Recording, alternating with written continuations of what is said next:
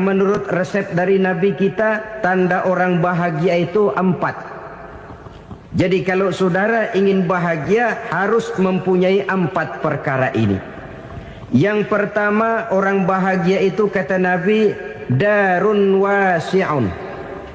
Punya rumah biar bagus asal gede.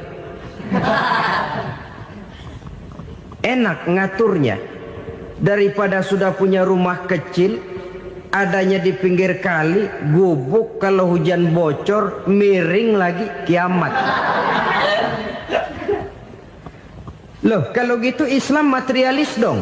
Hadis ini boleh diartikan dengan makna hakiki, arti yang sebenarnya. Boleh diartikan dengan makna majazi, arti kiasan. Kalau dia diartikan dengan arti kias, maka yang dimaksud darun wasi'un ay qalbun wasi'un. Rumah yang luas tidak lain daripada hati yang lapang. Karena di situ kunci kebahagiaan yang sebenarnya. Walaupun kita cuma tinggal di petak berukuran 2 kali 3 meter, kalau hati kita luas rasanya rumah itu. Tapi biar rumah kita halamannya saja puluhan ribu hektar, ada kolam renangnya, kamar tidurnya tidak lagi terhitung. Kalau hati yang menempati rumah itu sempit, maka akan terasa sempit jugalah rumah itu. Tempat bergantungnya tidak lain adalah hati. Marilah kita mencoba melihat berbagai pandangan orang tentang bahagia ini. Ada orang menyangka bahwa bahagia itu kalau dia mendapatkan harta yang sebanyak-banyaknya. Siapa yang banyak harta, dialah raja. Apa yang dia mau, seluruhnya bisa dibeli. Keamanannya, dia bisa menyewa petugas. Seluruh fasilitas untuk menyenangkan kehidupannya bisa dibeli. Pendeknya, hartalah segala-galanya dalam kehidupan. Sampai ada pepatah mengatakan, innad darahima fil amakini kulliha taksur rijala mahabatan wa jalala. Sesungguhnya harta, dinar, dirham, uang di mana-mana selalu bikin hebat orang yang memilikinya. Coba lihat, orang yang punya duit sama yang enggak punya duit, jangan gaya hidupnya, gaya jalannya aja lain. Wahia lisanun liman arada fasahatan, wahia silahun liman arada qitala. Uang adalah senjata yang paling ampuh bagi orang yang mau pergi perang, dan lidah yang paling fasih bagi orang yang mau bicara. Kalau bicara dengan lidah macet, cobalah bicara dengan harta, lancar. Sampai ada pepatah demikian, segalanya bisa diatur dengan harta. Maka di kalangan orang yang berpandangan semacam itu, seluruh kegiatan hidupnya hanya terfokus kepada bagaimana mengumpulkan harta yang sebanyak-banyaknya. Tidak peduli halal haram, tidak kenal sore pagi siang dan malam, tidak sempat sujud, jauh dari agama, jauh dari kehidupan yang bersifat ruhaniyah, jauh dari Allah dan sebagainya. Sampai dalam Al-Quran dikelompokkan dalam kelompok yang dinamakan lumazah. Allazi jama'a malahu wa'addadah yahsabu anna malahu akhladah. Mereka mengumpulkan harta sebanyak-banyaknya dan menyangka bahwa harta yang banyak itu dapat mengekalkan hidupnya, mengekalkan kekayaannya, mengekalkan kebahagiaannya. Saudara hadirin yang berbahagia, kalau pandangan hidup ini benar, artinya kalau harta memang merupakan satu-satunya hal yang dapat membuat orang bahagia, tentu di rumah mewah tidak akan pernah ada tangis derita. Tentu di satu tempat di mana fasilitas hidup serba menunjang tidak ada yang namanya penderitaan. Tapi suka dan duka, sedih dan gembira, senyum dan tawa adalah milik setiap orang, baik dia punya harta maupun dia tidak punya harta. Nyatalah bahwa harta semata-mata bukan merupakan jaminan bahwa orang akan bahagia. Walaupun tanpa harta orang sulit untuk bahagia. Saya mau cerita, ada orang super kaya. Namanya Aristotle Onesius, Raja Tanker Yunani. Dia punya kapal tanker saja konon sampai 11 banyaknya. Punya perusahaan penerbangan yang disebut Olympic Airlines. Punya hotel di berbagai kota besar di dunia ini, sejak dari New York, London, Paris, Rome dan sebagainya. Bahkan punya pulau yang dia namakan Pulau Scorpio. Ini kan namanya sudah kaya nggak tanggung-tanggung, punya pulau. Nah, dia punya 2 orang anak, yang satu laki-laki namanya Alexander, yang satu perempuan namanya Maria Onesius. Seluruh harapannya tertumpah kepada anak lakinya Alexander ini, yang akan meneruskan usahanya, meneruskan kekayaannya, meneruskan dinastinya. Apa yang terjadi? Ternyata anak yang dia harapkan yang bernama Alexander ini mati muda dalam kecelakaan pada waktu dia olahraga. Apa olahraganya? Namanya olahraga anak orang kaya, golongan jet set. Olahraganya olahraga pesawat terbang. Jatuh, ya nggak kapungut, habis mati. Tinggal satu anak perempuannya, Maria Onesius. Tapi anak perempuan ini juga malah urakan. Terakhir dia pacaran, bahkan kemudian kawin sama orang Rusia. Rupanya Aristotle Onesius ini broken. Kekayaannya yang berlimpah ruah, perusahaannya yang begitu banyak, siapa yang akan meneruskan? Siapa yang akan menggantikan? Sampai kemudian dia mengurung diri di Pulau Scorpio dan mati di sana secara mengenaskan. Seorang multi jutawan, seorang yang super kaya, mati menyendiri di pulau sepi. Ibarat kata pepatah, anak ayam mati di lumbung. Bukan kekurangan makanan, keurugan makanan. Begitu kehidupan Aristotle Onesius. Dan banyak orang-orang yang sudah demikian kaya sampai dibingungkan oleh kekayaannya sendiri. Telusurilah kehidupan David Rockefeller misalnya, Henry Ford misalnya, Adnan Khashoggi misalnya.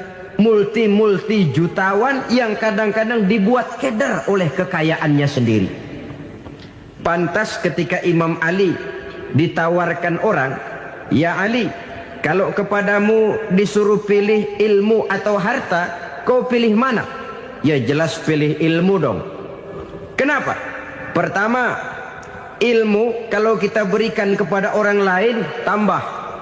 Tapi harta kalau kita berikan kepada orang lain kurang. Saudara punya uang 10.000, dibagi orang 5.000, jelas uang saudara berkurang. Tapi saudara punya ilmu, diberikan kepada orang lain bisa, saudara pun makin mantap. Tidak lantas jadi bodoh karena ngajarin orang. Saudara bisa Fatihah lalu mengajarkan orang Fatihah. Orang bisa, saudara pun makin hafal. Tidak lantas setelah diajarin orang ilmunya hilang. Begitu datang dia minta orang, "Tolong ajarin saya Fatihah." Udah habis, nggak ada.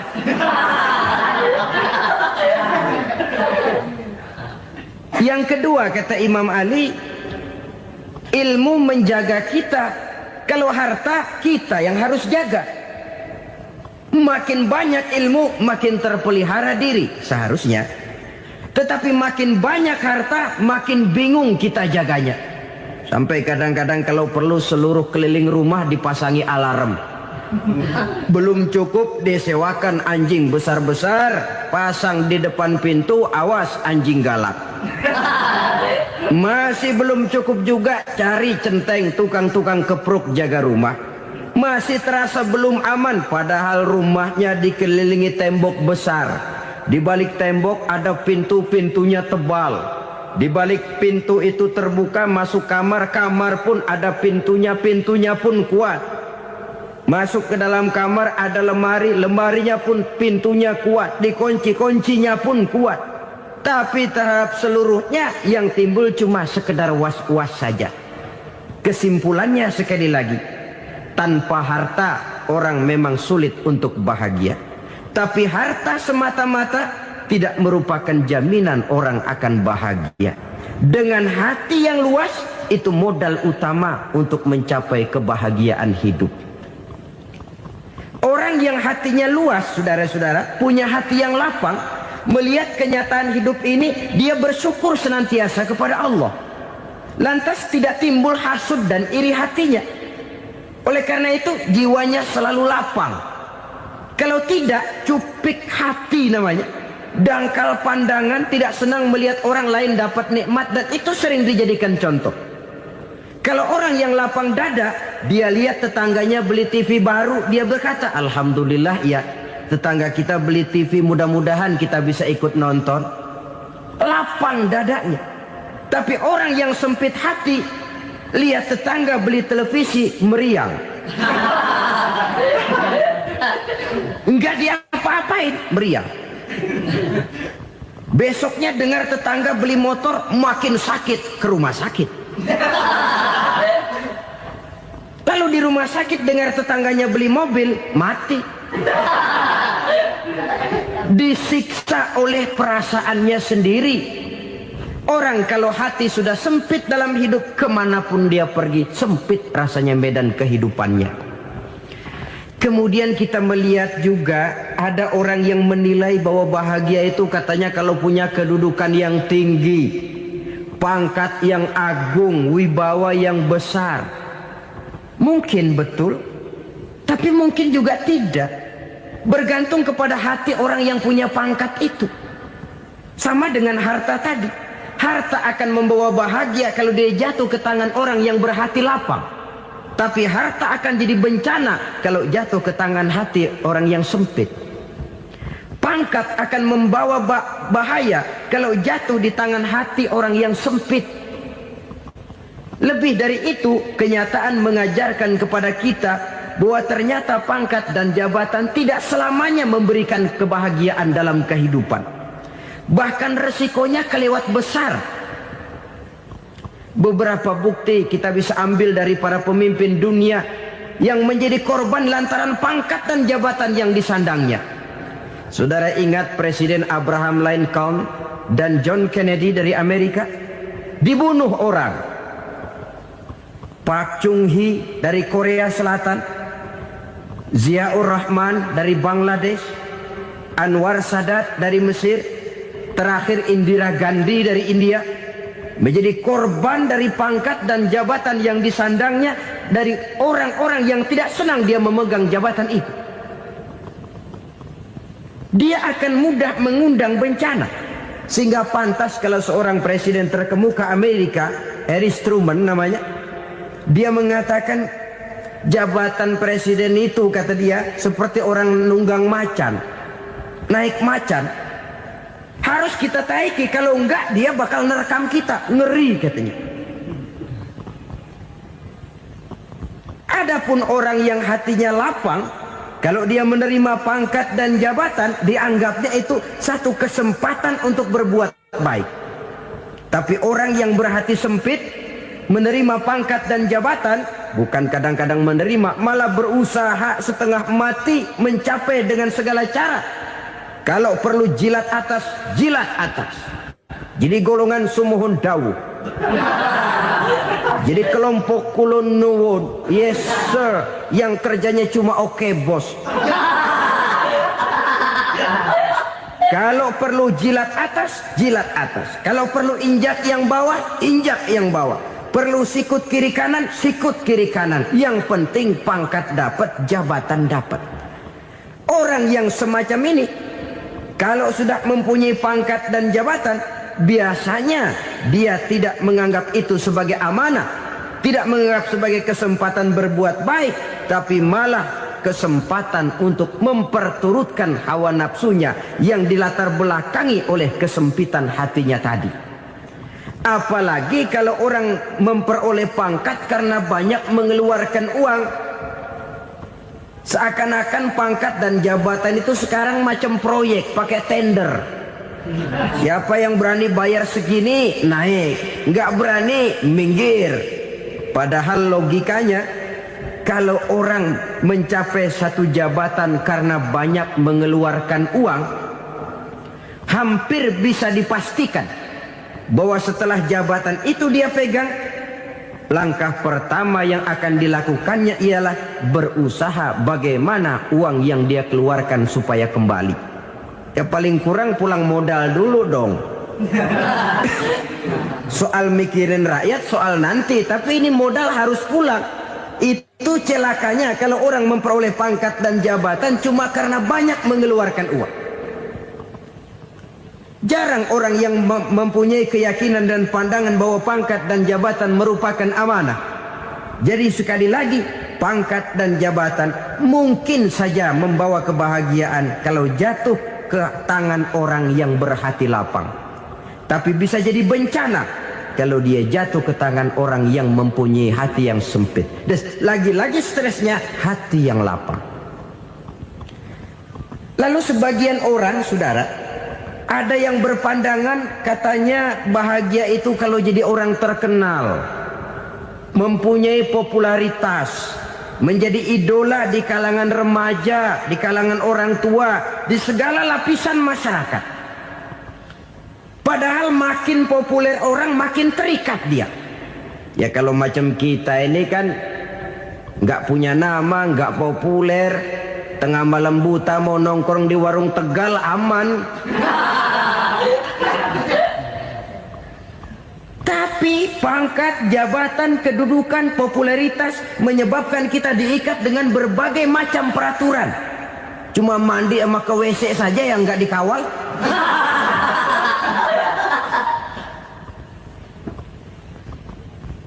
Benarkah popularitas, ketenaran membawa kebahagiaan? Mungkin. Ya, tapi mungkin juga tidak. Kenapa? Banyak orang-orang populer yang mengakhiri hidupnya secara tragis. Kita ambil beberapa nama. Di Amerika tahun 60-an ada bintang seksi paling terkenal yang dijuluki sex bomb. Bom seks. Sampai sekarang jadi legenda, namanya Marilyn Monroe. Singkatan doublenya itu inisialnya MM, Marilyn Monroe. Terkenal, top, sampai dia mati tahun 62. Namanya sekarang masih saja dibicarakan orang. Kenapa dia bunuh diri? Tidak punya hartakah dia? Banyak. Kurang populerkah dia? Seluruh dunia mengenalnya. Sejak rakyat kecil sampai pejabat tinggi dia punya hubungan. Kenapa? Jenuh. Dia terlahir dalam keadaan yatim. Setelah itu tidak lama dia berangkat remaja, ibunya meninggal. Pindah dari wanita asuh ke wanita asuh sampai 12 orang ibu angkatnya. Dan kekecewaan yang paling parah, setiap laki-laki yang dekat dengannya hanya seperti kapal berlabuh. Datang dan pergi silih berganti. Padahal dia merindukan seseorang yang bisa melindungi hidupnya. Dia rindukan itu dan dia tidak pernah menemukan. Itu yang akhirnya menyebabkan dia minum pil tidur kelewat dosis, minum obat tidur kebanyakan. Ya tidur terus sampai sekarang.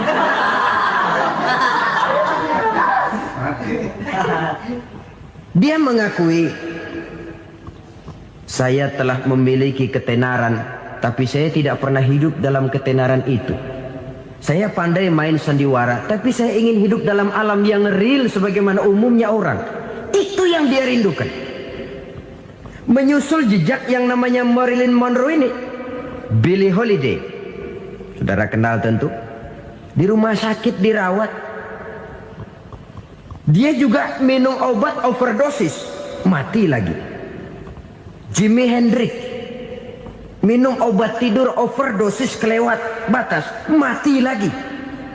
Lalu yang menghanyutkan diri di danau, Janis Joplin dan Brian Jones.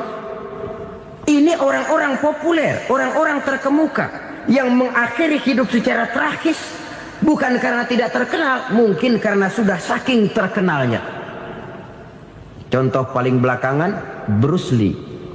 Wah, ini tukang-tukang kepruk tentu kenal siapa dia. Sampai sekarang pun tabir kematiannya masih merupakan misteri. Dan yang masih hidup juga menunjukkan gejala yang aneh. Michael Jackson